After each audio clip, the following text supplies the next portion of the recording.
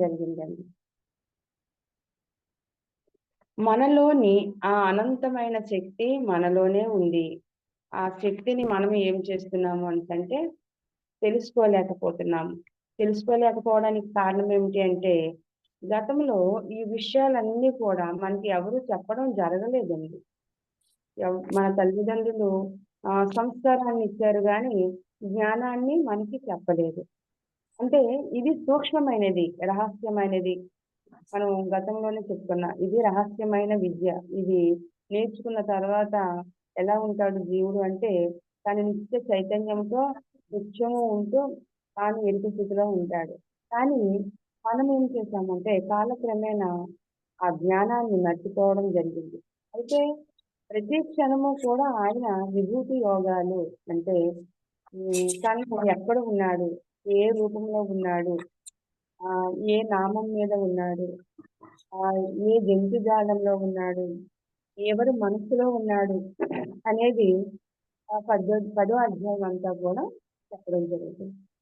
అయితే ఆ రూపాలు, నామాలు అవన్నిటికి కూడా అతీతమైన వాడిని అని మళ్ళా కూడా అక్కడ ఆయన చెప్పడం జరిగింది. అతీతమైన వాడిని అని. అయితే మళ్ళా నీవన్నీ చెప్తున్నావు. ఎంతో అద్భుతంగా ఉంది. ఈ విషయాల్లో నువ్వు ఉన్నావనికంటే ఈ వచ్చే రోజుల కాలంలో అజ్ఞానంతో ఉన్న ఈ జీవులందరూ కూడా నిన్ను తెలుసుకోవడం, నమ్మడం అనేది చాలా విచిత్రంగా మారిపోతుంది. దానిని మరలా మనము ఏం చేయాలి అని అర్జునుడు కృష్ణుని అడుగుతాడు. ఇంకా మాయా ప్రపంచంలో ఉన్న జ్ఞానంలో ఉన్న నేను మాయతో ఆహ్, కప్పబడి ఉండి నా లక్ష్యాన్ని నేను గుర్తించలేకపోయాను. ఇంకా క్షీణ స్థితిలో ఉన్న ఈ జీవులందరూ కూడా ఏ విధంగా పొందగలరు అని అడిగినప్పుడు, నువ్వు ఏమనుకుంటున్నావు అంటే, నీతో సమానమైన వాడిని, నీతో ఆడుకొని విద్యాభ్యాసం చేసి ఒక రిలేషన్స్ అంటే ఒక మేనత్త కొడుకు అని ఆ భావనతో లేవు. ఈ దివ్య చక్షువుల ద్వారా మాత్రమే నన్ను నువ్వు చూడగలవు. దివ్యమైన జ్ఞానం ద్వారా చూడగలవు. అని 11 అధ్యాయం వచ్చేటప్పటికి విశ్వరూప సందర్శన యోగము. ఆ విశ్వరూప సందర్శన యోగము ఎలా ఉంది అనేసంటే, అర్హత ఉన్నవాళ్ళు మాత్రమే చూడగలరని చెప్పి, ఆ యుద్ధ భూమిలో అర్జునుడికి మాత్రమే ఆ యోగాన్ని చూపించారు. ఎందుకు అంటే, తాను చూసిన సత్యాన్ని అందరికీ వివరించగలిగిన శక్తి ఆయనకు మాత్రమే ఉంది. ఆ ఉన్న వ్యక్తి ద్వారానే ప్రపంచమంతా కూడా భగవద్గీత మనకి చెప్పబడింది. ఆ ఒక్క వ్యక్తి ద్వారా మనమందరం కూడా అనేక తరాల నుంచి ఈ జ్ఞానాన్ని పొందుతున్నాం అని చెప్తాడు. తానే ఋషికేశ తవ ప్రకృత్య జగత్ ప్రకృతి కనురజ్య చేశ రక్షాంసి గీతాన్ని దిశో ద్రవంతి సర్వే నమస్తస్య సిద్ధి సంగః. ఎలా చెప్పాడు అంటే, తానే ఋషికేశ ఒకే స్థిరమైన వాడివి, ఒకే దగ్గర నువ్వు ఉన్న వ్యక్తివి. అంటే స్థిరమైన వాడివి అని అర్థం. మన మనస్సు స్థిరము లేనిది అని గతంలోనే చెప్పుకున్నాం. చంచలం మనస్పృహ. అంటే మనసే స్థిరం లేకపోతే ఈ శరీరాన్ని పట్టుకున్న ఆ మనస్సు అనేక విధాలుగా వెళ్ళిపోయింది. అక్కడ ఎలా ఉన్నాడు? ఆ ఎనర్జీతో ఉన్న ఆ శక్తి ఎలా ఉంది అంటే, మూల ప్రకృతి ఎలా ఉందంటే స్థిరమైన వాడిగా జగత్ ప్రహృష్యత. జగత్తంతా కూడా సృష్టించబడింది. ఎక్కడ చూసినా కూడా నీ అంశం తాలూక ఆ స్మృతులే కనిపిస్తూ ఉన్నాయి. ఆ స్మృతులన్నీ కూడా నీ దగ్గరే ఉన్నాయి మళ్ళా. విచిత్రం ఎలా ఉంది అంటే, ఈ ప్రపంచం అంతా కూడా నీవే ఉన్నావు. ఈ ప్రపంచం అంతా కూడా నువ్వే. ఒక్క దగ్గరే కనిపిస్తుంది. ప్రపంచం చుట్టూరు కనిపిస్తున్నావు. ప్రపంచమంతా నీలో ఉంది. ఒక్క ఆ యోగము ఎవరికి ఉంది అనేసంటే మూల ప్రకృతికి ఉంది. మనం చూస్తూ ఉంటాం. ఇక్కడి నుంచి ఒక ఒక ప్లేస్‌కి బయలుదేరాలి, ఒక ప్రదేశానికి వెళ్ళాలి, ఒక కాశీ వెళ్ళాలి, ఒక అరుణాచలం వెళ్ళాలి, ఒక శ్రీశైలం వెళ్ళాలి అనేసంటే ఎంతో జర్నీ చేస్తాం మనం. ఎన్నో గంటలు జర్నీ. 10 గంటలు, 12 గంటలు జర్నీ చేస్తే గాని మనం ఆ ప్రదేశానికి వెళ్ళలేం. అంటే ఎంత సమయం పట్టింది అంటే ఎంత దూరంగా ఉన్నామో మనం ఉన్న ప్రదేశం నుంచి అక్కడ ప్రదేశానికి. అక్కడ ఏం చేస్తున్నాడు అంటే చెప్తున్నాడంటే అవన్నీ కూడా ఒక దగ్గరే కనిపిస్తున్నాయి.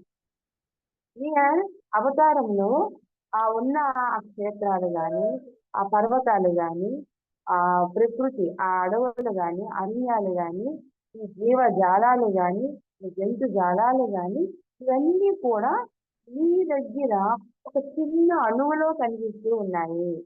అంటే ఎంత అద్భుతమైన ఆ దృశ్యాన్ని ఆ కళ్ళతో చూస్తున్నాడో అర్థం చేసుకోవాలి మనం. రక్షాంసి గీతాన్ని దిశోద్రవంతి. నన్ను చూడడానికి నాకు భయంగా ఉంది. ఎందుకంటే గతంలో ఇలాంటి విషయాలు నేను ఎప్పుడు వినలేదు, చూడలేదు. వాటి గురించి తెలుసుకోవాలని ప్రయత్నం కూడా చేయలేదు. అలా ఆ విషయాలన్నీ చూస్తుంటే నాకు భయంగా ఉంది. నన్ను రక్షించు కృష్ణ. ఆ ఆందోళన నుంచి నన్ను రక్షించు. నీ నీ రూపాన్ని, ఆ విశ్వరూపాన్ని చూడగలిగిన ఆ శక్తి, ఆ ధైర్యాన్ని నాకు ఇచ్చి భ్రవంతి సర్వే నమస్తస్య సిద్ధి సంగః. ఈ రూపాన్ని చూడడానికి దేవతలు, యోగులు, మునులు, సన్యాసులు వీళ్ళందరూ కూడా పరితపిస్తూ ఉన్నారు. కానీ అజ్ఞానంతో ఉన్న నేను నిన్ను చూడలేకపోతున్నాను. ఎలా ఉంది ఏంటంటే ప్రపంచమంతా సంతోషిస్తూ భయపడుతూ ఉన్న నాలాంటి ఈ జీవులు ఎవరైతే ఉన్నారో ఈ మానవ శరీరం తీసుకొని మనుష్య రూపంలో ఉన్న వాళ్ళందరూ కూడా దిగంతరములను దాటి వెళ్ళిపోతూ ఉన్నారు. వాళ్ళు ప్రయాణం అంటే ఎలా ఉంది అంటే మిడతలు ఏ విధంగా అయితే ఒకే ఊపున పొలంపై వచ్చి దాడి చేస్తూ ఉంటాయంటండి. ఒక్కొక్కసారి మిడతలన్నీ కూడా మనం వినే ఉంటాం. పళ్ళ పొలాలన్నింటినీ కూడా పంటని కూడా మిడతగండులొచ్చి పాడు చేసేసాయి అని. అంటే అవి ఒకేసారి వస్తాయంటండి. కొన్ని వేల మిడతలు ఒకేసారి వచ్చి అవి ప్రయాణం చేసుకుంటూ వెళ్తాయి. ఆ ప్రయాణం చేసే దారిలో మన పంట పొలాలని, మన ఊరిని అన్నిటిని కూడా దాటి వెళ్తూ ఉంటాయి. దాటి వెళ్తున్నప్పుడు కొన్ని ఆహ్, నాశనం అయిపోతూ ఉంటాయి. అట్లా ఈ రూపం తీసుకున్నప్పుడు దిగంబరాలు అంటే అనేక మంది చేరుకోవడానికి ఆసక్తితో పరిగెడుతూ ఉన్నారు, పరిగెడుతూ ఉన్నారు. ఆహ్, ఎలా పరిగెడుతున్నారంటే ఆ స్పీడ్ గాని, ఆ వేగాన్ని గాని చెప్పడానికి కూడా నాకు రావట్లేదు. నోటి మాట రావట్లేదు. అంటే మరణాలనేది మనకు తెలియకుండానే ఈ ప్రపంచంలో వచ్చేవాళ్ళు అలాగే వస్తున్నారు. వెళ్ళేవాళ్ళు కూడా అలాగే వెళ్తున్నారు. ఈ భూమిపైకి అతన్ని తెలుసుకోవడానికి వచ్చేవాళ్ళు అలానే ఉన్నారు. ఆయన తెలుసుకున్న వాళ్ళు మరలా ముక్తిని పొందడానికి కూడా అట్లాగే వెళ్తున్నారు. ఆ దివ్యంతరములను తెలుసుకున్న తర్వాత సిద్ధ సంఘాలందరూ కూడా ధ్యానంలో కూర్చున్న వాళ్ళు, యోగాన్ని పొందాలనుకుని ఆ గృహల్లోని, హిమాలయాల్లోని దేవతామూర్తులు, అష్టదిక్పాదులు వీళ్ళందరూ కూడా ఎలా ఉన్నారు అంటే నీ మహాత్మ్యమును చూడడానికి ఆతృతతో నిన్ను స్మరణ చేస్తూ ఉన్నారు. అబ్బా! ఇంత అదృష్టము మాకు ఈ సమయాన్న, ఈ కాలాన్న మాకు అందరికీ దక్కింది కదా అని అమితమైన ఆనందముతో ఈ ప్రపంచమంతా వ్యాపించి ఉన్న నీ రూపమును చూడడానికి వాళ్ళు ఎంతో కుతూహలంగా ఉండి వాళ్ళకి తెలుసుకున్న వేదాన్ని అధ్యయనం చేస్తూ ఉన్నారు. ఇక్కడ చూడండి అద్భుతమైన విషయం ఏంటంటే చూస్తున్నారు, ఇక్కడ ఆనందిస్తూ ఉన్నారు మనసుతో. చూసిన దానిని, ఆనందించిన దానిని వేద రూపంలో మీకు స్మృతిస్తూ ఉన్నారు. వేదాల అధ్యయనం చేస్తూ ఉన్నారు. అధ్యయనం చేస్తూ యోగం చేసేటప్పుడు సత్యము కాక నిన్ను ఆ కళ్ళతో చూసే అదృష్టం మళ్ళా దొరుకుతుందో లేదో అని చెప్పి వాళ్ళందరూ కూడా కళ్ళు ఆర్పకుండా ఆ మహిమను చూస్తూ నిర్మలమైన శాంతముతో కొంతమంది అట్లాగే అంటే చూడండి ఒక ఆశ్చర్యకరమైన విషయం వచ్చినప్పుడు మనము అట్లాగే ఉండిపోతాం. ఇది అవునా కాదా? ఇది నిజమేనా? అని ఆ స్పృహ ఒకటి మనలోనికి వచ్చింది. ఆ స్పృహ వచ్చినప్పుడు ఎలా ఉంటుందంటే ఆత్మ నిర్మలమైపోతుంది. ఏమీ కనిపించదనమాట. అలాంటి దివ్యమైన ఆ క్షణాలను అందరూ కూడా 11వ అధ్యాయంలో ఆ శ్రీకృష్ణ పరమాత్ముని విశ్వరూప సందర్శన యోగాన్ని చూసి ఆనందభరితులైపోతూ ఉన్నారంట. ఆనందభరితులైతూ ఉన్న వాళ్ళందరూ కూడా ద్వాదశ అధ్యాయంలోనికి భక్తి యోగంలోనికి ప్రవేశించి, ఆ ప్రవేశించినప్పుడు ఎలా ఉంది ఏంటంటే, ఆ పరమాత్మ చెప్తున్నాడు, నన్ను చూడగలిగిన శక్తి అందరికీ ఉండదు. కొందరికి మాత్రమే వాళ్ళు ఉన్నారు. ఇది ఎలా వాళ్ళెవరంటే, ఆరో అధ్యాయము నిష్కామ కర్మ యోగం చేసిన వాళ్ళు. వాళ్ళు ఎలా ఉంటారంటే, ఆయన్ని చూడగలిగిన శక్తిని పొందుతారంట. కొంతమంది భక్తి యోగం 12వ అధ్యాయం ద్వారా వినగలిగిన శక్తి పొందుతారు. 14వ అధ్యాయం జ్ఞాన యోగం ద్వారా ఆయన మహిమల్ని చూడగలుగుతున్నారు. ఆ మహిమలన్నింటినీ కూడా చూసి పరమ పవిత్రమైన ఆత్మస్వరూపంగా మారి ఈ జగత్తంతా కూడా నిండి ఉన్న ఆ పరమేశ్వరుణ్ణి ధ్యానిస్తూ, స్మరిస్తూ, వింటూ అంటే వీళ్ళు అర్హత పొంది ఉన్నారని చెప్పడానికి ఈ అధ్యాయాలన్నీ చెప్పడం జరుగుతుందండి. ఎందుకంటే ఆరో అధ్యాయం అంతా కూడా ఏం చెప్పారంటే నిష్కామ కర్మయోగము. అంటే ధ్యానం అన్నమాట. ధ్యానం చేస్తేనే నువ్వు నిష్కామ కర్మయోగికి వెళ్తావు. ఆ ధ్యానం చేయడానికి నీకేముండాలి అనేసంటే శ్రేయోహి జ్ఞాన అభ్యాస జ్ఞాన విశిష్యతే. జ్ఞానాత్ కర్మ ఫలత్యాగం త్యాగం శాంతి శాంతి నిరంతరం. అభ్యాస యోగము కంటే జ్ఞాన యోగము, జ్ఞాన యోగము జ్ఞాన యోగము కన్నా జ్ఞాన యోగము, జ్ఞాన యోగము కన్నా ఆ ఫలత్యాగము శ్రేష్టమైనది. అట్టి త్యాగము వలన సంసార బంధనంలో తొలగి మోక్ష ప్రాప్తి సంభవిస్తుంది అని ఆ అంటే మనము ఏ విధంగా ఒక్క అడుగు ముందుకు వెళ్ళాము అని మనకి మనం తెలుసుకోవడానికి ఏంటంటే ఇవన్నీ కూడా ఆ చక్కటి మార్గాలండి. ఇప్పుడు మా గురువుగారు చెప్పేవారు, మీరు ఈ జన్మలో ఈ జ్ఞానాన్ని మీరు పొందారు, తెలుసుకున్నారు. భగవద్గీత పట్టుకోవడమే అద్భుతమైన విషయం. ఈ అద్భుతమైన ఈ కాలాన్ని మీరు వినియోగించుకున్నారు. దాన్ని సాధన చేసి వినియోగించుకున్నారు. మీ జన్మల్ని కూడా మీరు చూసుకోవచ్చు అని అనేవారాయన. అనిపించేది. ఈ సంసారంలో ఉన్న ఈ మైండ్‌తో, ఈ విషయాల మీద వ్యామోహంతో ఉన్న మేము ఆయన్ని గురించి తెలుసుకొని, మా జన్మల గురించి కూడా మేము తెలుసుకోగలమా అని అనుకునేవాళ్ళం. అనుకుంటే ఇక్కడ ఆయన ఆచరణ చేసిన వాళ్ళకి ఎంత సులువుగా చెప్పాడో. శ్రేయోహి జ్ఞాన అభ్యాసాత్. నీ శ్రేయస్సు కోసము నువ్వు అభ్యాసం చేసినప్పుడు జ్ఞానయోగం ప్రవేశిస్తుంది. ఆ జ్ఞానయోగం ప్రవేశించిన తర్వాత జ్ఞాన విశిష్యతే. జ్ఞానము అధికముగా అయినప్పుడు నువ్వు జ్ఞానంలోనికి ప్రవేశిస్తావు. చూడండి. వన్ బై వన్ స్టెప్ మనం కుదురుతుంది మనకి. అనేక అనుభవాలు వస్తున్నాయి. మనము ఇంకొకరికి చెప్పగలుగుతున్నాము అంటే ఏంటి? జ్ఞాన యోగములోని మనము స్థిరత్వాన్ని పొందాము. ఆ స్థిరత్వాన్ని పొందిన మనము కర్మఫల త్యాగం శ్రేష్టమైనది. కర్మఫల త్యాగం చేశాము. ఈ యోగంలో ఉంటూ కూడా కర్మల్ని మనము కాలాన్ని ఈరోజు ఈ 3 గంటల కాలాన్ని మనము త్యాగం చేశాం. మరొక గంట సమయాన్ని సజ్జన సాంగత్యం చేశాం. నాకు కావలసిన విధంగా నేను ఎప్పుడైతే కాలాన్ని వినియోగించుకున్నానో అప్పుడు కర్మ ఫలశ్రేష్టంలోనికి మనం ప్రవేశిస్తాం. అంటే ధ్యానం చేసి ఊరుకుంటే సరిపోదండి. దానిని ఆ ప్రతిఫలాన్ని అనుభూతి చెందుతూ దాన్ని వినియోగించుకోవాలి కూడా. ఇలా అన్ని త్యాగాలు చేసుకొని వస్తున్నప్పుడు మనము ధ్యాన యోగంలో ఉన్నా కూడా, సంసారంలో ఉన్నా కూడా నిర్వాణాన్ని పొందుతాము. అందుకే ఒకసారి ఇవన్నీ వదిలి చెప్పారండి. సంసారంలోనే నిర్వాణం అని ఆయన ప్రతి క్షణము కూడా చెప్పడం జరిగింది.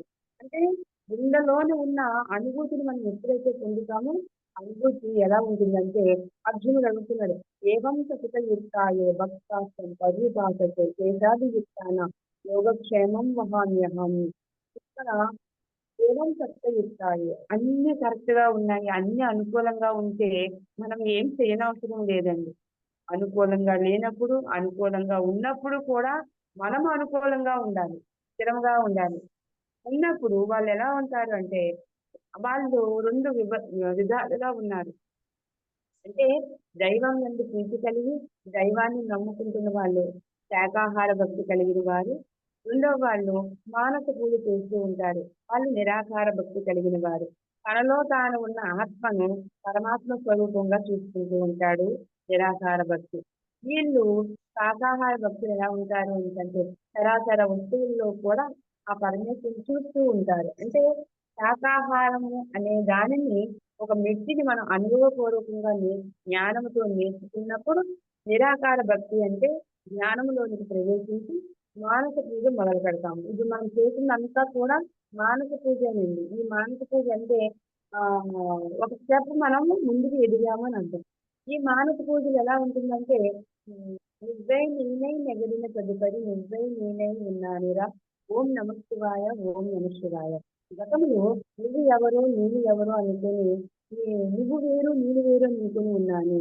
ఆ నువ్వు నేను వేరే కాదు, నువ్వు నేను ఒకటే అని ధ్యానంలో కూర్చుంటాడు. ఎందువల్ల అంటే వీళ్ళు పునస్కారాలు, యజ్ఞాలు, యాగాలు ఇవన్నీ కూడా వేరే వేరే ఎన్ని కాదు అదంతా అనుకుని చేసిన మనం అందరం కూడా ఇప్పుడు అదంతా నాలోనే ఉంది. యజ్ఞము నాలోనే ఉంది, తపస్సు నాలోనే ఉంది, జ్ఞానము నాలోనే ఉంది, ధ్యానము నేనే అని మానస పూజ మొదలుపెట్టినప్పుడు పరమాత్మ ఎలా కనిపిస్తాడంటే రోజు నా హృదయ స్థానంలోనే ఉన్నాడు. మనం గతంలో శుద్ధం హృదయ దౌర్బల్యం తత్వశిష్ట పరంతపహ అని చెప్పాం.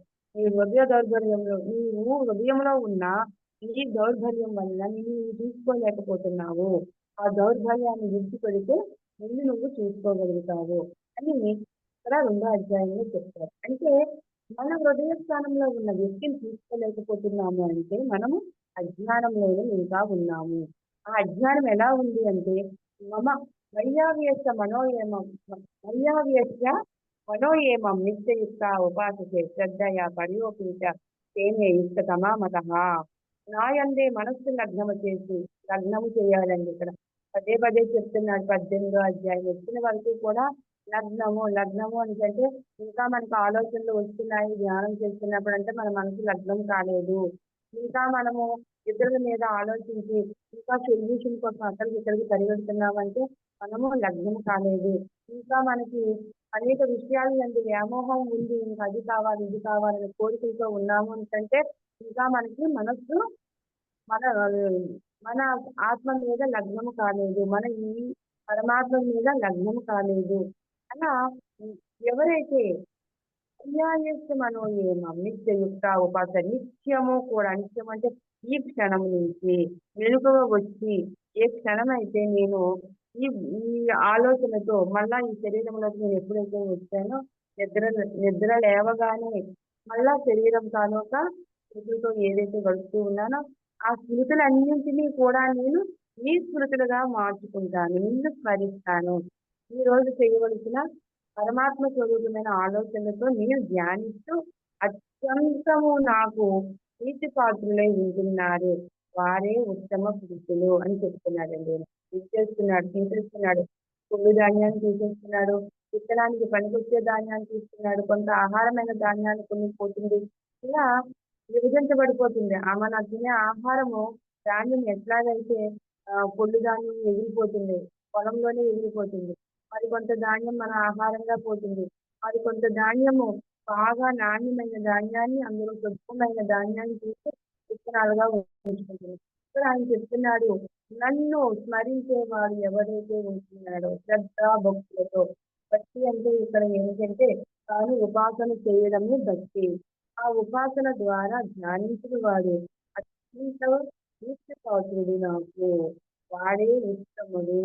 అంటే మన జీవిత గమ్యము ఎలా ఉంది అని మనం ఏ స్థితిలో ఉన్నామనడానికి మనం గ్రహించుకోవాలి ఏంటంటే మీకు తెలిసిపోతుందండి. కరెక్ట్ గానే ఉన్నానా లేదా, ఉత్తముడుగా ఉన్నానా లేదా అనడానికి మనం ఈ శ్లోకాలన్నీ కూడా మనకి ఎంతో మంచి ఇస్తున్నాయి. ఏదోదక తరస్ చేశాం అవ్యక్త చేసేస్తాం అవ్యక్తాన్ని దుఃఖం దేశ వృద్ధి రవాప్యతే. ఈశ్వరుడు ఉపాసన చేత ఎప్పుడైతే మనము ఇలా ఆలోచన పడిందో నిష్కామ కర్మంలోనికి వెళ్ళి అంతఃస్థితిని కలిగి నిర్గుణమైన దేహ అభిమానాన్ని విడిచిపెట్టిన వాడమై మనము చిత్తము ఎందు కూడా నా మనస్సును చిత్తము అంటే ఏదైనా ఆలోచన ఇచ్చినా కూడా ఇదంతా నేనేం చేస్తున్నాను? నా వల్ల ఏమవుతుంది? ఈ చేసేవాడిని నేనెవరు? నా కళ్ళను పట్టుకొని భూమిలో కళ్ళు వేసినప్పుడు నేను శరణ పొందినప్పుడు, ఆ శరణ పొందిన తర్వాత నా ధర్మాన్ని అంతటిని కూడా ఉపయామి అంటారు. అంటే నీకు అర్పించేసాను అన్నీ గూడా. ఇంక నేను చేయవలసిందే నేను. ఆ ప్రతిఫలము నువ్వివ్వాల్సిందే. అన్నప్పుడు మనం ఎలా చేస్తున్నాం అతస్థితం సమాధాత. సమాధానం కోసం మనము ఎదురు చూడనవసరం లేదు. మనకి ఏది కావాలో మనకి ఆ ప్రకృతి నుంచి అందుతూ ఉంటుందండి. ఎందుకు అంటే మనం ఉన్నది ఆ మార్గం గాబట్టి. ఆ వేలో వెళ్తున్నాం. చక్కగా ప్రయాణం చేసినప్పుడు మనకి ఏం కావాలి? మన తిండి, మన బట్ట, మన సదుపాయాలు, మన సుఖాలు, మన ఆనందాలు అన్నింటినీ కూడా అక్కడ ఆయన సమకూర్చి పెడతాడు. ఆ సమకూర్చి పెట్టి ఇస్తానన్నప్పుడు మళ్ళా ఎందుకు మనకి అదంతా గూడాను ఆలోచన చేయాలి? అలా ఆలోచన చేయకుండా ఉండడానికి క్షేత్రజ్ఞ విభాగ యోగః. ఎందుకు అంటే మనకి ఒక్కొక్కసారి శరీరం మీద వ్యామోహం ఉంటుంది. శరీరము క్షీణించిపోతుందేమో! ఈ శరీరాన్ని కాపాడుకోవాలి కదా! ఈ శరీరం ఉంటేనే కదా మనకి మళ్ళా ఈ సాధన కోసం పనికొస్తుంది అనుకుంటాం. అయితే ఒక విధంగా మనం ఈ శరీరాన్ని ఒక క్షేత్రముగా భావించుకోవాలి. క్షేత్రజ్ఞ విభాగ యోగః. అంతా 13 అధ్యాయం అంతా కూడా చెప్తాడు. ఇది క్షేత్రం అంటే శరీరము. క్షేత్రంలో ఉన్నవాడు క్షేత్రజ్ఞుడు. క్షేత్రజ్ఞుడు అంటే అందరూ పరిపాలించేవాడు క్షేత్రజ్ఞుడు. ఆ క్షేత్రజ్ఞుడు ఎలా ఉన్నాడు ఏంటంటే ఆనంద స్వరూపుడై ఉన్నాడు. ఆనందమైన స్వరూపుడికి ఇవన్నీ కూడా అవసరం లేదు. ఈ అవసరం లేదు అంటే ఎలా ఉంటుందంటే శ్రీమద్వాచార్యులు నిష్కామ కర్మ చేత దేహ ఇంద్రియములను శ్రీమాన శ్రీమాను ఆచార్యులు ఉపాసన ద్వారాను జీవన్ముక్తిని పొందారు. ఎందుకంటే వీళ్ళందరూ ఉపాసన చేసి జీవన్ముక్తిని పొందారండి. అంటే ఆహారం తీసుకోకుండా తనకు కావలసిన శ్వాస ఆహారం ద్వారా సమాధిలోనికి వెళ్ళిపోయి సమాధిలోని కొంత కాలం వరకు కూడా వాళ్ళు ధ్యాన సాధనలో లగ్నమయ్యారు. శ్రీమద్భా శ్రీమధ్వాచార్యులు వారు, ఆహ్, శ్రీమానుజ ఆచార్యులు వారు వీళ్ళందరూ కూడా ఇంద్రియం మీద వ్యామోహాన్ని విడిచిపెట్టుకున్నారు. ఇంద్రియ వ్యామోహం అంటే ఏంటి? ఈ శరీరం మీద ఉన్న వ్యామోహము. ఆ వ్యామోహాన్ని విడిచిపెట్టుకున్న వాళ్ళందరూ కూడా ఏం జరుగుతుందంటే వాళ్ళకి ఆహ్, సాధన కోసము కావలసిన శక్తి ఎక్కడి నుంచి వస్తుందండి? వాళ్ళు సమాధిలోకి వెళ్ళిపోయిన వాళ్ళకందరికీ శక్తి ఎక్కడి నుంచి వస్తుంది? ఎవరిస్తారు? ఎలా వాళ్ళకి సమకూరుతుంది? ఎవరైనా ఇస్తున్నామా? తల్లి గర్భంలో ఉన్న శిశువుకి ఎవరు పెడుతున్నారు ఆహారాన్ని? ఎవరు తినిపిస్తున్నారు? బయటకొస్తే వాడు అన్నం తినలేదని బతిమాలి తినిపిస్తాము. వాడు కోపంగా ఉన్నాడు అని చెప్పి లాలించి తినిపిస్తాము. చంటి పిల్లోడికి బుజ్జగించి తినిపిస్తాము. ఇవన్నీ చేస్తున్నాం. బయట ఉన్న ప్రపంచంలో ఉన్న ఆహ్, ఆహ్, వ్యక్తికి ఈ విధంగా చేస్తూ ఉన్నాం. కానీ మనలోన ఆత్మస్వరూపంగా ఉన్న ఆ వ్యక్తికి ఉపాసన ద్వారా చేస్తూ ఉన్న ఆ వ్యక్తికి ఎలా వెళ్తుందంటే సూక్ష్మ శరీరము ద్వారా ఆ శక్తిని పొందుతారు. మనం గతంలోనే సూక్ష్మ శరీరము, స్థూల శరీరం అని 2, 4 శరీరాల గురించి చెప్పుకున్నాం. సూక్ష్మ కారణ శరీరాలు. ఆ సూక్ష్మ స్థూల కారణ శరీరాలు ద్వారా వాళ్ళు ఆ జీవుడికి కావలసిన ఆహారాన్ని పొందుతూ ఉంటారు. అప్పుడు ఆహారాన్ని పొందుతూ ఉన్న ఆ వ్యక్తి ఎలాగవుతూ ఉంటాడు ఏంటంటే ప్రకృతం చైవ ప్రకృతికి విరుద్ధంగా ఉంటాడు. ప్రకృతితో తనకి సంబంధం లేదు. మలమూత్రాలతో సంబంధం లేదు. ఇంద్రియాలతో సంబంధం లేదు. ఇలా ఆయన తన ఇంద్రియాలన్నింటినీ కూడా అవసరం లేని విధంగా మార్చేసుకోవడము జరుగుతుంది. ఆ మార్చుకోవడము క్షేత్రజ్ఞ విభాగ యోగ. ఈ క్షేత్రాన్ని మనము ఎంత పవిత్రంగా మార్చుకుంటున్నాము అంటే దీనికి ఏది కావాలో ఆహారాన్ని ఇస్తూ ఆహారంతో ఉన్న ఆ జ్ఞానాన్ని పొందే విధంగా మనం మార్చుకోగలుగుతున్నాము. అంటే మనలోని ఉన్న ఆ అనంతమైన శక్తిని ప్రజ్వలింప చేసుకుంటున్నాము. అగ్నిని ఏ విధంగా హోమాన్ని మొదట స్టార్టింగ్ లో మొదలుపెట్టినప్పుడు కాస్త నెమ్మదిగా మొదలవుతుంది. పోను పోను అది ఏమైంది ఏంటంటే దానిలో ఉన్న ఆ శక్తిని పుంజుకుంటూ మహా అగ్నిగా మారిపోతుంది. అప్పుడు ఆ మారిన ఆ అగ్ని ఏ విధంగా మనం అందరినీ కూడా మార్చేస్తుంది అంటే ఆ ఆధ్యాత్మ జ్ఞాన నిత్యత్వం తత్వ జ్ఞాన దర్శనం ఏతజ్ఞానమితం ప్రోక్తం అజ్ఞానం యతతోన్యదా. ఎంత ఆత్మజ్ఞానం పొంది మనస్సు లగ్నం చేసుకొని మోక్ష ప్రాప్తి అందు దృష్టి కలిగింది, జ్ఞాన మార్గంలన్నీ కూడా ఆలోచిస్తూ చివరికి అజ్ఞానంలోనికి వెళ్ళిపోయే వాళ్ళు కూడా చాలా మంది ఉన్నారు. ఆ స్థితికి వెళ్ళి అక్కడ అంతా అనుభూతిని పొంది ఉన్నప్పుడు ఇక్కడ ఎక్కడో లోన చిన్న ఇసుక రేణువంత ఉంటుందంటండి. అంటే ప్రాపంచకంలో ఉన్నప్పుడు ఆయన ఏదో ఒక విషయాన్ని గురించి ఉండిపోతుందండి. ఒకే ఒక చిన్న విషయం అంటండి. ఆ చిన్న విషయం ఏం చేసిందంటే అనంతమైన ఆత్మజ్ఞానం పొంది దైవంతో లగ్నమైపోయాడు. అంటే లగ్నం అంటే కలయిక జరిగిపోయిన తర్వాత కూడా ఒకానొక సమయములో ఆ ఆ శేషమంతా ఉన్న ఆ ఇసుక రేణువంతా ఆ విషయం ఏం చేసింది అంటే దానికి ఒక చిన్న కథ చెప్తాను మనం తెలుసుకుందాం. ఒకానొక ఆశ్రమం ఉంటుందండి. ఆశ్రమంలోని ఋషి సంప్రదాయం కదా! అందరూ ఋషులుంటారు. ఆ ఋషులందరూ కూడా గురువుగారుంటారు. అందరికి కూడా రోజు జ్ఞానాన్ని చెప్తూ అందరికి కూడా ఆత్మ జ్ఞానాన్ని పంచుతూ ఉంటారు. ఒకానొక రోజున ఒక లేడి పిల్ల, చిన్న పిల్లనమాట.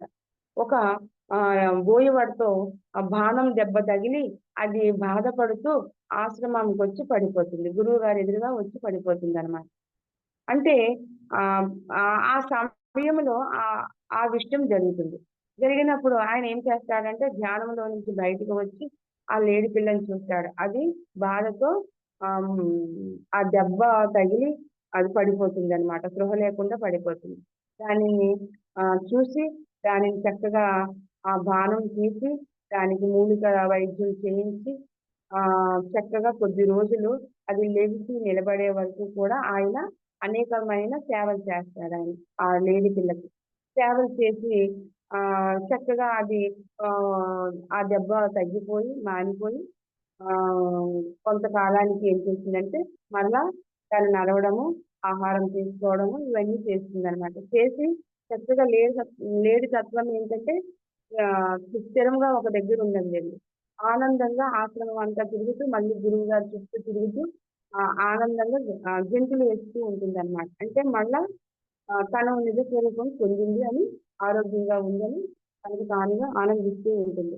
ఇది ఎప్పుడైతే ఇలా ఆనందం తను బాధ నుంచి బయటపడింది అని గురువుగారు కూడా ఆనందిస్తారు. ఒక జీవికి నేను సేవ చేసి చేశాను గదా! కానీ అది ఎప్పుడైనా సరే ఆశ్రమంలో కనిపించకపోయినా అది ఎక్కడికెళ్ళిందా అని ధ్యానంలో కూర్చున్నప్పుడు దగ్గరే ఉందా లేదా? నా కనుసన్నల్లో ఉందా లేదా? అని ఆ ఋషి ధ్యానంలోకెళ్ళినప్పుడు కూడా ఆ స్పృహ ఆయనకి ఉండిపోయేది. ఆయనకి అంత్యకాలం వచ్చేసింది. కొన్నాళ్ళు పోయిన తర్వాత ఆఖరి ఘడియలు వచ్చేసాయి. ఆఖరి ఘడియలు వచ్చినప్పుడు ఆయన అనుకుంటున్నాడంట, అయ్యో! నేను వెళ్ళిపోతున్నాను కదా! ఈ యోగక్షేమాలు ఎవరు చూస్తారు? అని ఆఖరి క్షణంలో అంత్యకాలేన స్మరణేన వినశ్యతి. వినశ్యతి అంటే తాను ఆ కాలంతో పాటు ఆ స్మృతులు కూడా తీసుకుపోయాడనమాట. చూడండి అద్భుతమైన విషయాలని ఇక్కడ చెప్పడం జరుగుతుంది. కాలంతో పాటు ఆలోచనలు కూడా ఆ జీవుడు తీసుకెళ్లడం జరిగింది. ఆ జీవుడు తీసుకెళ్ళిన తర్వాత ఏమైంది అనేసంటే, ఆ స్మృతులతో ఏదైతే వెళ్ళాడో ఆ లేడి జన్మ ఎత్తవలసి వచ్చి అదే ఆశ్రమంలో మళ్ళీ పుట్టడం జరిగిందండి.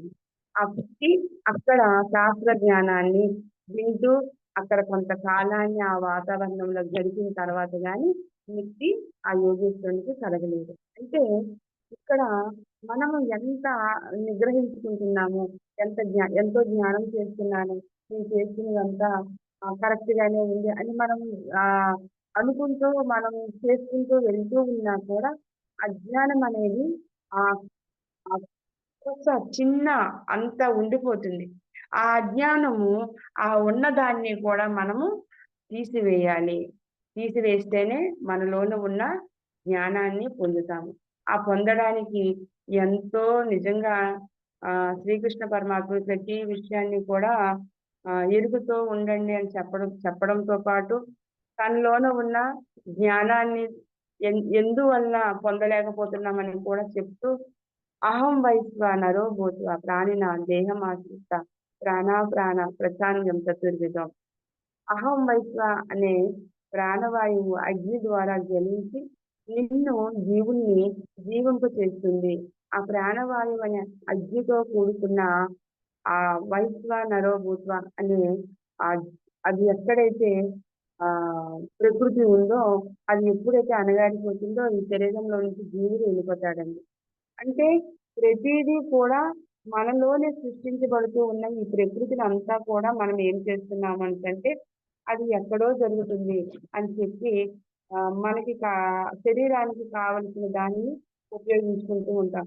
ఆ తర్వాత ఏమవుతుంది ఏంటంటే ఆ అగ్ని ఏదైతే మనలోని ప్రవేశించిందో ఆ ప్రవేశించిన అగ్నిని మనము ఏ విధంగా వినియోగించుకుంటున్నామంటే అశ్రద్ధ పరమం పాపం శ్రద్ధ పాప ప్రమోక్షిని జహతి పాపం శ్రద్ధావా సర్వో జీర్ణమివ మవ్యయం. అశ్రద్ధ మిక్కిలి పాపకర్మ చేయుటకై శ్రద్ధ సమస్త పాప విమోచనకారి అయి అవుతున్నది. చూడండి, శ్రద్ధ అనేది మిక్కిలి కూడా మనకి వినియోగం కారణంగా అయితే అశ్రద్ధ అనేది మనకు పాపకార్యం అవుతుంది. నేను ఏ పాపాలు చేయలేదనుకుంటాం గానీ మన అశ్రద్ధే మన పాపకర్మము. శ్రద్ధ అనేది పాప విమోచనకారి.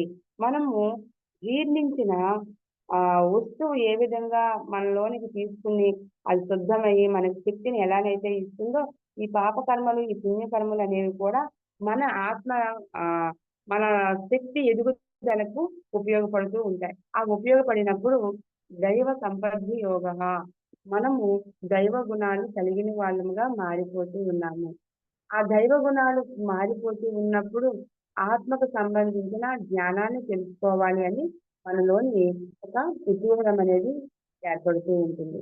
త్రివిధా భవ శ్రద్ధ దేహినాం స్వభావ భావజాహ సాత్విక రాజసీ చైవ తామసీ చేతతాం శృణు. జీవులకు గల శ్రద్ధ వాళ్ళు పూర్వ జన్మ వాసన బలము వలన లభ్యమవుతుంది. అది రాజసం అవ్వచ్చు, సాత్వికం అవ్వచ్చు, తామసం అవ్వచ్చు. ఈ 3 గుణాలతోనే పాటు వస్తూ ఉంటుంది. అయితే ఈ గుణాలు నాకు ఎలా వచ్చాయి? హ్మ్. నాకు లేదు కదా! ఇలాంటి గుణాలు నాకు లేదు. నా పిల్లలకి ఎలా వచ్చింది? నేను శుద్ధంగా ఉన్నాను కదా! నా కుటుంబంలో వాళ్ళందరూ నాకెందుకు సహకరించడం లేదు?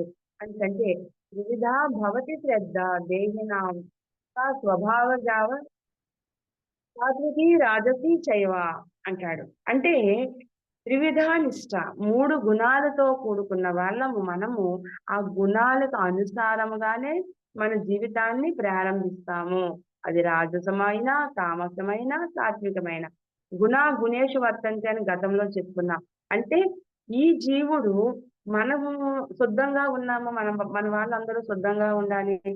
నేను త్యాగంగా ఉన్నాను. నేను ధర్మంగా ఉన్నాను. నా వాళ్ళందరూ ధర్మంగా ఉండాలంటే అది అది ఈజీ కాదండి. నువ్వు వచ్చావు ఒక జ్ఞానాన్ని నేర్చుకోవడానికి. నీతో వచ్చిన వాళ్ళందరూ కూడా వేరే వేరే జ్ఞానాలు పొందడానికి, వేరే వేరే అనుభవాలు పొందడానికి ఈ భూమిపైకొచ్చారు. వాళ్ళు తామసంతో ఉండవచ్చు, తామస గుణాలతో ఉండవచ్చు, సాత్విక గుణాలతో ఉండవచ్చు, శుద్ధ సాత్వికమైన గుణాలతో ఉండవచ్చు. ఎందుకంటే ఇది మనకి ఎన్నో పురాణ కథలన్నీ కూడా చెప్తూ ఉన్నాయి. రావణాసురుడితో కడుపులో తనెలా పుట్టాడండి? రావణాసురుడు మేఘనాథుడు వీళ్ళందరూ కూడా దుష్టమైన బుద్ధులతో ఉంటారు. కానీ రావణాసురుడు తల్లి గర్భంలో నుంచి వచ్చిన వాడే విదురుడు. విభీషణుడు. విభీషణుడికి మాత్రం శాంతి గుణాలు, ధర్మ గుణాలు, సాత్వికమైన గుణాలు ఇవన్నీ ఉంటాయి ఆయనకి. రజోగుణం ఉంటుంది గానీ రజోగుణం కాస్త తక్కువలో ఉంటుంది. రావణాసురుడికి రజోగుణం అధికంగా ఉంటుంది. అంటే ఒక్కొక్కరు ఈ భూమిపైకి తన గర్భంలో వచ్చిన వాళ్ళు గుణేషు వర్తంతే మధ్వాహ అర్జున. గుణాలనేవి వాళ్ళ సహజమైన పూర్వజన్మ సుకృతాన్ని బట్టి వస్తూ ఉంటాయి. ఈ జన్మ సుకృతం కాదు, ఆ తల్లిదండ్రుల సుకృతం కాదు. వాళ్ళు తీసుకున్నవి ఇవన్నీ కూడా పూర్వజన్మ సుకృతాలే తామస గుణము అనేది. ఆ పూర్వజన్మ సుకృత వాసన స్వభావం వల్ల వాళ్ళు 21 ఏళ్ళు మగపిల్లలకి, ఆడపిల్లలకి 18 ఏళ్ళు రాగానే వాళ్ళు మన అండర్‌లో ఉన్న వాళ్ళు ఏమవుతుందంటే వాళ్ళ కర్మ చరిత్ర మొదలవుతుందనమాట. వాళ్ళు ధైర్యం మొదలవుతుంది. అప్పుడు మనం ఎంత చెప్పినా గూడా వాళ్ళు మనల్ని వినరండి. మన మాట వినరు. మనం చెప్పే విధానంలోనికి వాళ్ళు రారు. విన్న విన్నట్లుగా నటిస్తారు. కానీ మనం చెప్పింది వాళ్ళు అర్థం చేసుకోలేకపోతూ ఉంటారు. వాళ్ళని చూసి మనం బాధపడుతూ ఉంటాం. ఇన్ని సేవా కార్యక్రమాలు చేస్తున్నాను. ఇంత భక్తి మార్గంలో ఉన్నాను. వీళ్ళేంటి నాకు ఏమి సహకరించడం లేదు. సహకరిస్తున్నట్టుగా ఉంటున్నారు. మన మాట వినటం లేదు అనుకోని మన మనస్సు అనిపిస్తూ ఉంటుంది. అనుద్వేగ అనుద్వేగకరం వాక్యం సత్యం ప్రియహితసం హితసంశయం స్వాధ్యాయ అభ్యాసం చైవ వాజ్మాయ ఉపఉచ్యతే. ఇతరుల మనస్సును నొప్పించదగినది, ప్రియము హితముతో కూడినది, సత్య భాషణము, వేద అధ్యయనమును కూడా నేర్చుకొనుటకు వార్షిక తపస్సు చెప్పబడుతున్నది. ఇది కూడా ఒక్కొక్క యోగములోనికి మనం ప్రవేశించాలి. క్షేత్రాన్ని శుభ్రం చేసుకోవాలి ఏంటంటే కొన్ని జన్మల వరకు కూడా భక్తి యోగాన్ని, విభూతి యోగాన్ని వింటూ ఉన్నప్పుడు ఈ శరీరం శుద్ధమవుతుంది. అప్పుడు మనం క్షేత్రము అంటే ఈ శరీరంలో ఉన్న జీవుడి గురించి ప్రయత్నం చేస్తూ ఉంటాము. ఆ ప్రయత్నం చేసినప్పుడు ఎవరినైనా నొప్పిస్తూ ఉన్నా, బాధ పెడుతూ ఉన్నా, అలా ఏవైనా కామ్య కర్మలు ఏవైతే చేస్తూ ఉంటామో వాటిని కూడా విడిచిపెట్టడానికి మోక్ష సన్యాస యోగంలోనికి ప్రవేశించాలి. మనం అనుకుంటాం మాటల ద్వారా, చేతుల ద్వారా, భావనల ద్వారా కూడా మనము ఎంతో తెలియకుండా ఇతరులను మనము బాధ పెట్టడం జరుగుతూ ఉంటుంది. ఆ బాధ పెట్టేటప్పుడు ఎలా ఉంటుంది అంటే మోక్షాన్ని వాళ్ళు ఏది అనుభూతిని చెందుతారో మనము బాధ పెట్టినప్పుడు వాళ్ళ ఫీలింగ్ అనేది ఒకటి వస్తుందండి బయటికి రిలీజ్ అవుతుంది. ఆ ఫీలింగ్ ఏదైతే రిలీజ్ అవుతుందో మనము దానిని పొందవలసి వస్తుందంటండి. ఎందుకంటే ఆ ఆలోచన లేకుండా మనం చేసే కర్మలన్నీ కూడా ఆ విధంగా ఉంటాయి. ఆ విధంగా మనం చేసే కర్మలన్నీ కూడా వాళ్ళ ద్వారా మనము కర్మల్ని అనుభవిస్తున్నప్పుడు మనుష్యానాం సహస్రేషు గతి సిద్ధయే యజితాసు సిద్ధానాం సచ్చితాత్మానం వేది తత్వతః. మనుషుల్లో నన్ను పొందగలిగిన వేలాది కొలది, లక్షల కొలది, కోట్ల కొలది ఉన్న ఈ మనుష్య రూపంలో ఉన్న వీళ్ళందరూ కూడా పూర్వ పుణ్య విశేషముతో ఆత్మ జ్ఞానాన్ని పొంది ప్రయత్నపూర్వకంగా నన్ను పొందుతున్నారు. ప్రయత్నం చేయాలంటే ఏదైనా సరే మనం వెళ్ళాలి, మనం అనుకున్న గమ్యస్థానాన్ని చేరాలి ఏంటంటే ప్రయత్న పూర్వకంగా చేస్తూ ఉండాలి. ప్రయత్నం అనేది ఎప్పుడైతే మనలోని మొదలవుతుందో ఆ ప్రయత్న పూర్వకంగా ఉన్నప్పుడు మనలోనే ఉన్న 7 తలాలు అనేవి మనలో కూడా ఉన్నాయి. 7 తలాలు అనేవి పైలోకాల్లో ఉన్నాయి. కింద అధఃలోకాల్లో కూడా 7 తలాలు ఉన్నాయి. ఆ 7 తలాల్ని కూడా మనము జయించిన వాళ్ళం అవుతాము. అంటే ఇక్కడ భూమి మీద ఉన్ని ఆ ఆ వాసనా స్వరూపాలని పూర్తిగా నాశనం చేసుకోగలుగుతాము. పైన ఉన్న 7 తలాలు కూడా పొందవలసిన జ్ఞానాన్ని అక్కడ కూడా పొందుతూ ఉంటాము. కింద కూడా 7 తలాలు ఉన్నాయి. వాటి కూడా పొందుతూ ఉంటాం. ఆ 7 తలాలు ఎలాగున్నాయంటే భౌతిక తలము, ఆహ్, ఆత్మ తలము, బుద్ధి తలము, మానసిక తలము, భావనా తలము, నిర్మాణ తలము. అంటే కారణ తలము. ఈ 7 తలాలు కూడా మనము పొందే జ్ఞానాన్ని ఒక్కొక్క ప్రదేశానికి వెళ్ళినప్పుడు ఆ ప్రదేశంలో ఉన్న, ఆ లోకాల్లో ఉన్న ఆ జ్ఞానాన్ని పొందడం అనేది జరుగుతూ ఉంటుంది. ఆ పొందిన జ్ఞానాన్ని కూడా మళ్ళీ చెప్తాడు. ఈశ్వర సర్వభూతానాం బుద్ధేశార్జున తిష్టతి. రామ రామయన్ సర్వభూతాని యంత్రారూఢాని మాయయా. ఈశ్వరుడు ఎట్లు ఈ సమస్త భూతములు కూడా ప్రాణులకు హృదయం అందే ఉండి తాను నడిపిస్తూ ఉన్నాడో, బొమ్మలాటలుగా నడిపిస్తూ ఉన్నాడో, ఇదంతా కూడా ఒకనాటికి భ్రమయే. ఈ నడిపిస్తున్న ఇదంతా కూడా ఏదో ఒక రోజు భ్రమలా ఉంటుందంటండి.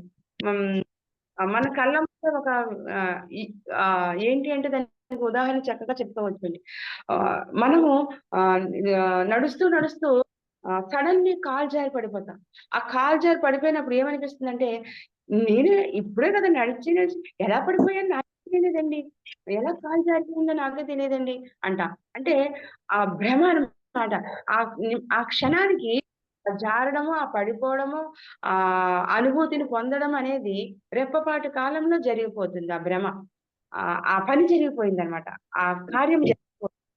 ఆ భ్రమలో నుంచి మనం బయటికి రావాలి అంటే, ఇక్కడ ప్రకృతి కూడా ఎలా ఉంది అంటే, ఒక భ్రమలా ఉందండి. ఒక రెప్పపాటు కాలంలో జరిగిపోతుందండి. ఈ సృష్టి అంతా కూడా అంతమైపోతుంది. మళ్ళీ సృష్టి అంతా కూడా ఆవిర్భవించడం అనేది జరుగుతుంది. ఈశ్వర సర్వభూతానం నా వల్ల జరిగేది కాదు. ఎవరి వల్ల జరిగేది కాదు. తనకి కావలసిన విత్తనాలన్నిటిని కూడా ఒక దగ్గర సమకూర్చుకొని అంటే మరలా సృష్టికి కావలసిన ఏవైతే విత్తనాలున్నాయో వాటన్నింటిని గూడా ఒక దగ్గర ఆయన అమర్చుకొని మళ్ళీ సృష్టిని అంతటిని కూడా నాశనం చేయలేదు. ఎందుకంటే ఈ పరికరాని వస్తువు ఇంకెందుకు పనికొస్తుందని మనం ఎలాగైతే హ్మ్. డస్ట్‌బిన్‌లో పడేస్తున్నామో మళ్ళా ఈ సృష్టి మళ్ళా అట్లాగే జరుగుతుంది. ఎంతకాలమైనా కూడా వీళ్ళు అలాగే ఉన్నారు గదా! వీళ్ళు ఇంక ఈ ప్రపంచమంతా కూడా ఈ విధంగా ఉంది. ఇంక మారరు. వీళ్ళలో మార్పనేది మరి రాదు అనుకుని నిర్ణయం జరిగినప్పుడు అక్కడ పూర్తిగా జలమయం అయిపోతుందండి. జలమయమే.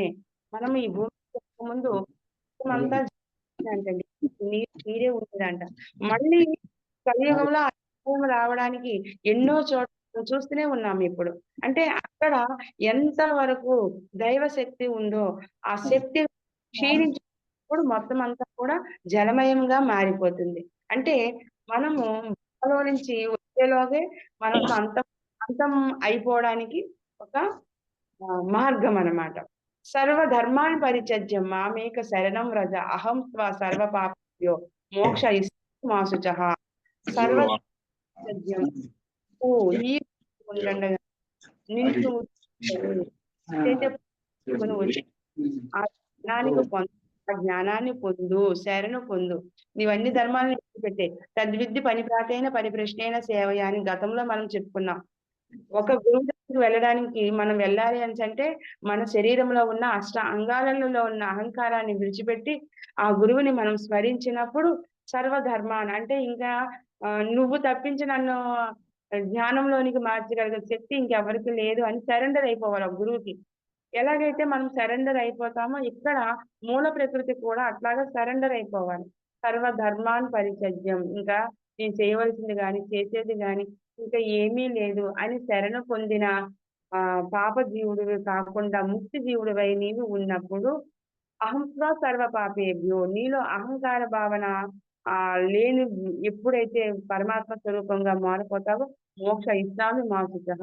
మోక్షానికి నువ్వు అర్హుడువు అని చెప్తున్నాడు. ఎంత ఆయన చెప్తాడండి ప్రతీదీ కూడాను. ప్రతి విషయాన్ని కూడా చక్కగా అరటిపండు ఒలిచి చెప్పేస్తూ ఉన్నాడు. అంటే మనం దీన్ని అంగీకరించలేము. అంగీకరించడానికి మనస్సు ఒప్పుకోదు. ఆ ఒప్పుకోవడానికి మళ్ళీ శ్రీకృష్ణ పరమాత్మ చెప్తున్నాడు. నష్టో మోహో స్మృతిర్లబ్ధ సహాంద్రియ అచ్యుతాః హితోస్మి జగత సందేహ కరిష్యే వచనం తవా. అచ్యుత ఈ అవివేకము నీ దయ వలన తొలగినది. నాకు సుజ్ఞానము లభించినది. నా సందేహములన్నీ కూడా తొలగిపోయినవి. నీ ఆజ్ఞ శిరసా వహిస్తున్నాను అని చెప్తాడు. ఎందువలన అంటే గతంలోని తను తెలియని విషయాలన్నీ కూడా ఈ శ్రీకృష్ణ పరమాత్మ ద్వారా తెలుసుకొని తనలోని ఉన్న మోహాన్ని విడుచుకొని నష్టో మోహో స్థితిర్లబ్ధ. నేను ఏ పొందాను నా దగ్గర ఉంది అని అహంకారంతో ఇంతకాలము ఉన్నాను. నేను ఇంతకాలం ఏమీ పొందలేకపోయాను, ఏమీ తెలుసుకోలేకపోయాను. నా స్మృతుల నుంచి అంటే నా నిజమైన స్వరూపమైన ఆలోచనల నుంచి ఇప్పుడు నేను బయటకొచ్చాను. ఆ స్మృతిని లబ్ధ అంటే పడిపోయిన తర్వాత గుర్తొస్తుంది. ఇలా పడిపోయానా అని అనుకుంటాం. అయ్యో! ఇలాగా అయిపోయిందే అనుకుంటాం. అంటే ఒక స్మృతి అయిపోయిన దాంట్లో నుంచి మెలుకువ రావడం.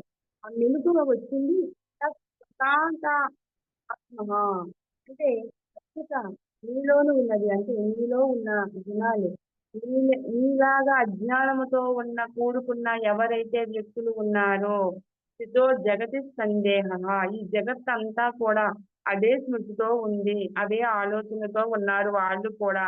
నీవే కాదు. కరిష్యే వచనం తవః. వాళ్ళందరూ కూడా నిన్ను పొందాలి అనేసంటే ఈ జ్ఞానాన్ని తెలుసుకోవాలి. హ్మ్. ఆ! శ్రీకృష్ణ పరమాత్ముడు అర్జునుడితో చెప్పడం జరిగిందండి. అంటే మోక్షాన్ని పొందాలి అనేసంటే నువ్వు ఎక్కడికో ఎళ్ళిపోయి చేయనవసరం లేదు. ఎక్కడో మనము పొందవసరం లేదు. ఆ పొందిన దాన్ని మనము కాపాడుకుంటే చాలు. ఇక్కడే ఉంటూ ఆ జ్ఞానాన్ని అవ్వనివ్వండి. చిన్నది మనం చెప్పుకున్నాం గత అధ్యాయంలో చెప్పుకున్నాం. స్వల్పమప్యస్య ధర్మస్య త్రాహితో మహతో భయాత్.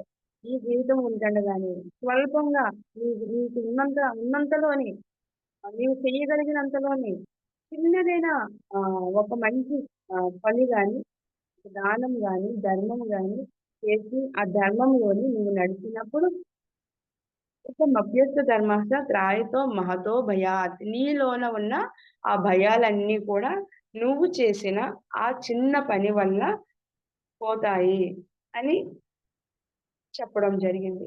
యత్ర యోగీశ్వర కృష్ణ యత్ర పార్థో ధనుర్ధర తత్ర స్థిర విజయో భూతి ధ్రువ నీతిర్మతిర్మమ.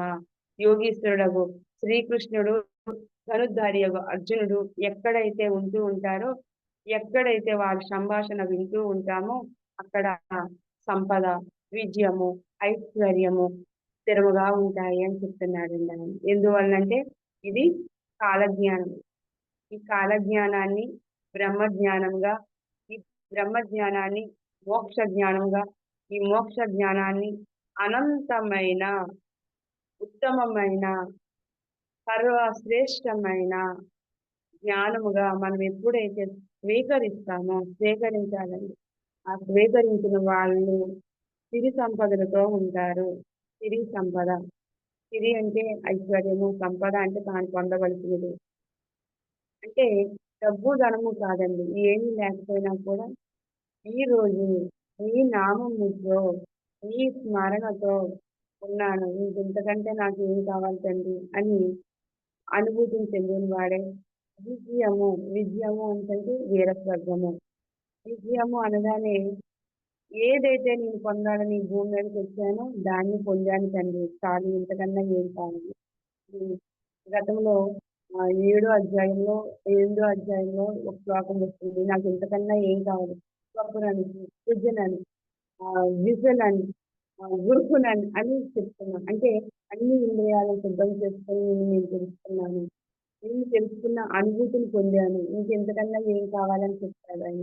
అంటే విజయాన్ని పొందాలి ఏంటంటే మెడలో హారాలు వేసి సారీ అండి విజయంతో కూడుకున్న ఏదైతే పనులున్నాయో అంటే సన్మానాలు గాని, ఒక ఒక 100 మంది పొగడ్తలు గాని చేసి మనకి గుర్తింపుగా ఒక ఏవో ఇస్తూ ఉంటారు. గత కాలంలో కవులకి, యోగులకి అవన్నీ చేసేవారు.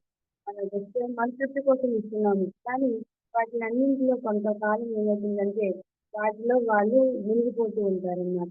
అది ఏవి కనిపించకపోయినా వాళ్ళకి కోపము, ద్వేషము వచ్చేస్తూ ఉంటాయి. ఇవన్నింటి కాదు సంపద కాదు. ఇది పొందిన జ్ఞానం ఏదైతే ఉందో అదే సంపద. ఆ సంపద ఉన్నప్పుడు ఐశ్వర్యం ఉంటుంది. రేపటి కోసం నువ్వు ఆలోచించిన అవసరం లేదు. రేపటి కోసం నీకు కావాల్సిన ఫుడ్ ఏదైతే ఉందో అది నీకు వస్తుంది. ముముక్షుత్వం ముళ్ళ కిరీటం అనే పుస్తకంలో ఆయనకి ఏం కావాలా ఆహారము ఆ గ్రామానికి వెళ్ళగానే వాళ్ళందరూ కూడా ఆయన్ని ఆస్వాదించి చక్కగా ఆహారాన్ని అతనికి ఇచ్చేవారంటండి.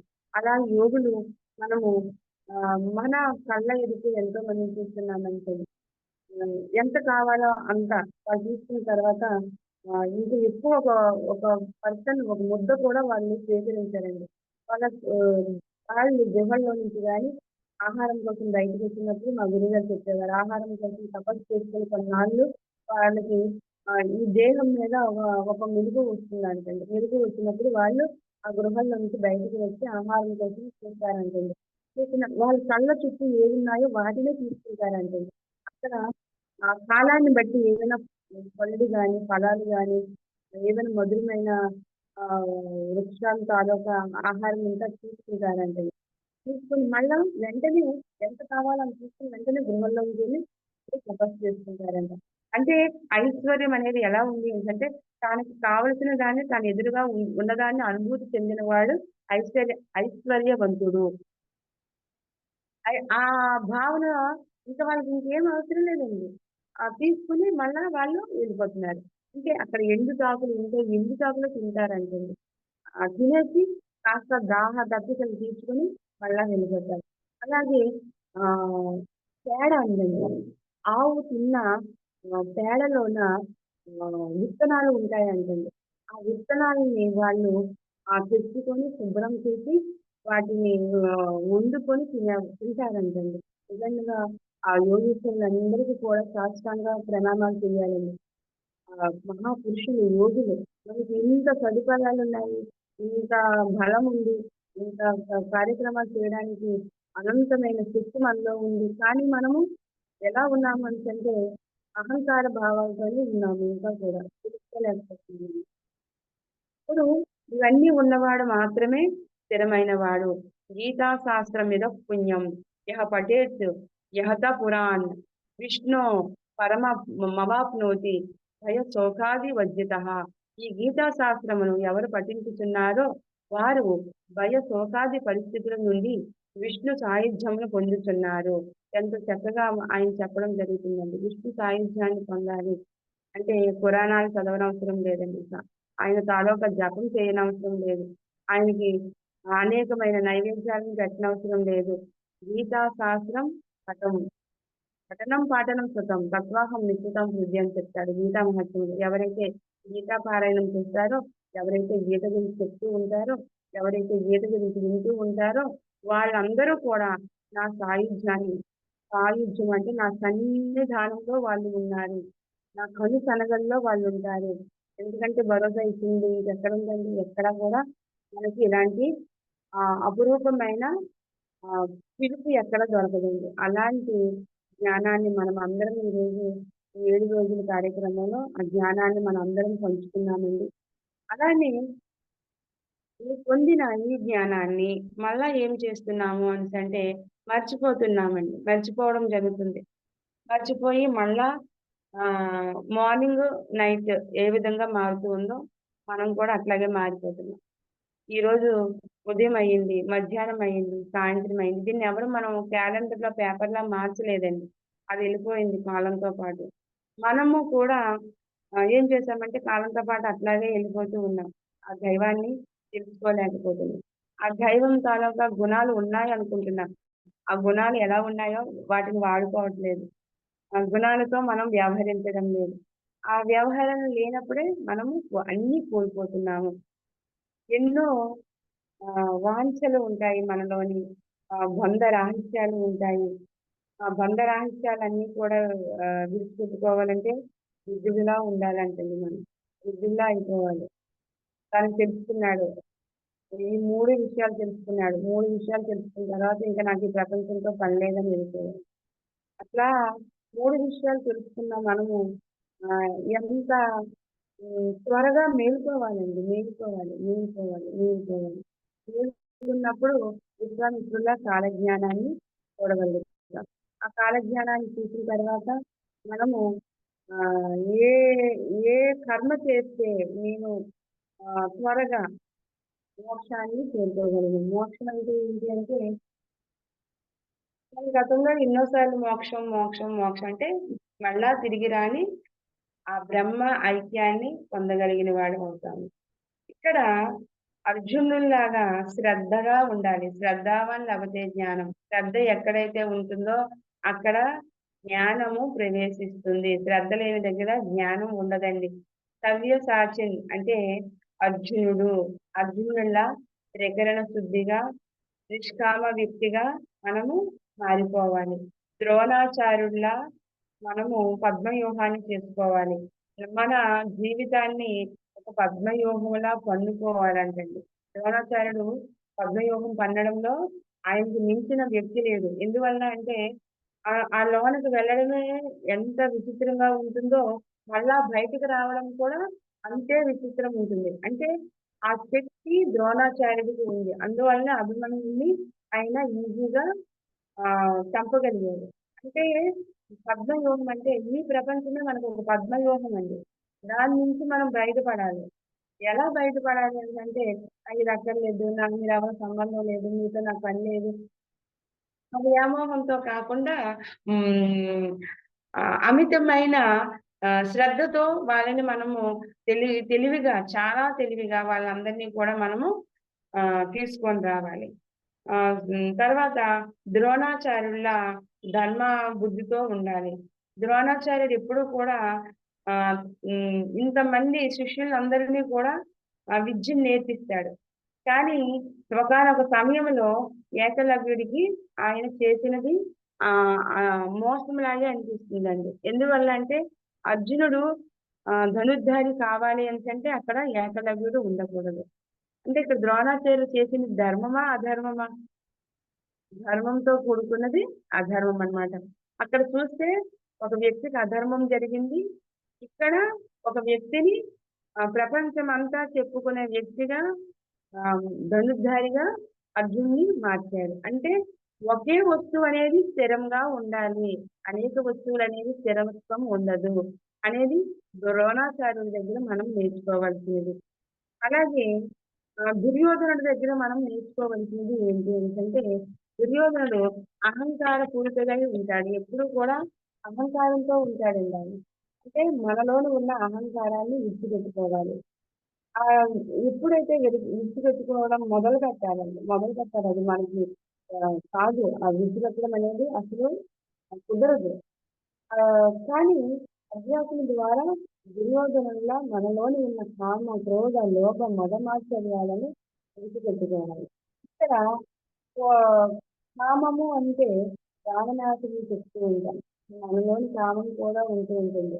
ఇక్కడ రావణాసురుడు చెప్పేస్తున్నాం గానీ, ఒకానొక సమయంలో కోరికలతో ఉన్న వాళ్ళు మనందరము కూడా రావణాసురులమే. ఆ కోరిక, కామం ఎలా ఉండాలి అంటే నేను ఇంకా ఎక్కువ సాధన చేయాలి. నేను ఇంకా అద్భుతమైన సేవా కార్యక్రమాల్లో ఉండాలి.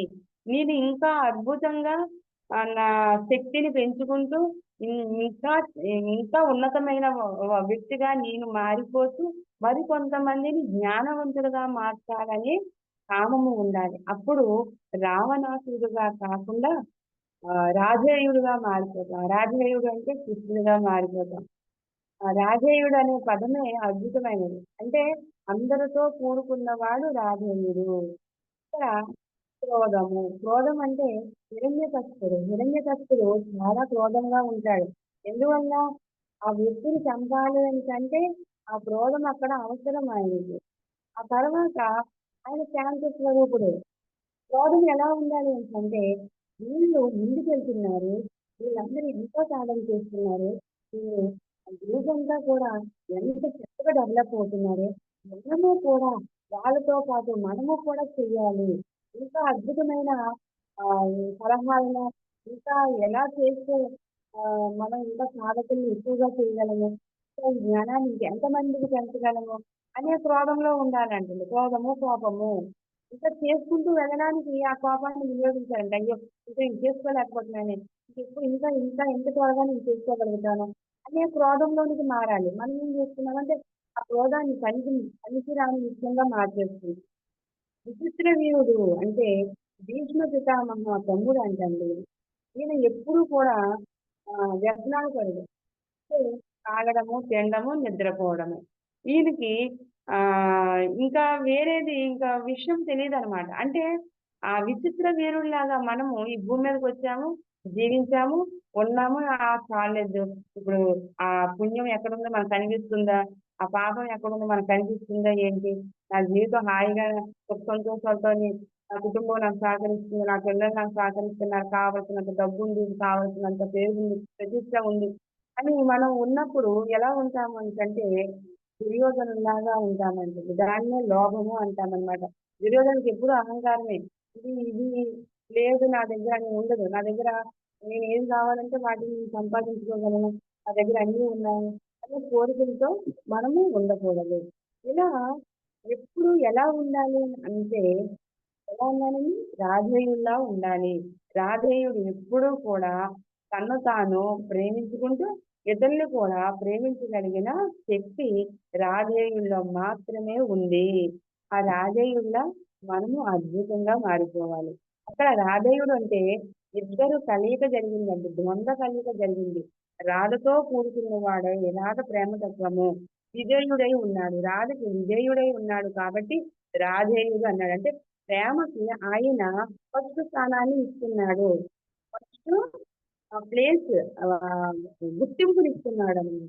ఆ రాధేయుల్లా మనమందరం కూడా ఉండాలని మనస్ఫూర్తిగా కోరుకుంటున్నానండి.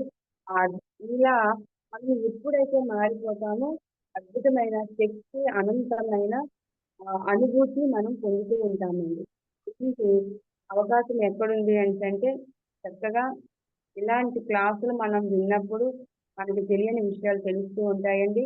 అనుభవపూర్వకంగా జ్ఞానాన్ని తెలుసుకునే జ్ఞానము, చదివే జ్ఞానం, శాస్త్ర జ్ఞానం అయితే వద్దండి. అనుభవ జ్ఞానం పొందండి ప్రతి ఒక్కరు కూడా. ప్రతి క్షణాన్ని ఆనందంగా జీవిద్దామండి మిత్రులారా. మీ అందరికీ కూడా శతకోటి వందనాలండి. ఇంత అద్భుతమైన అవకాశాన్ని నాకు ఈరోజు మీ అందరూ కూడా నాకు కల్పించారు.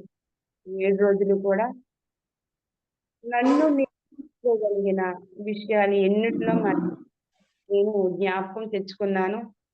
ఎక్కడైతే ఉండిపోతున్నానేమో అని నా డస్ట్ నేను క్లీనింగ్ చేసుకునే అవకాశాన్ని నాకు శ్రీకృష్ణ పరమాత్మ ఇచ్చాడనుకుంటున్నాను.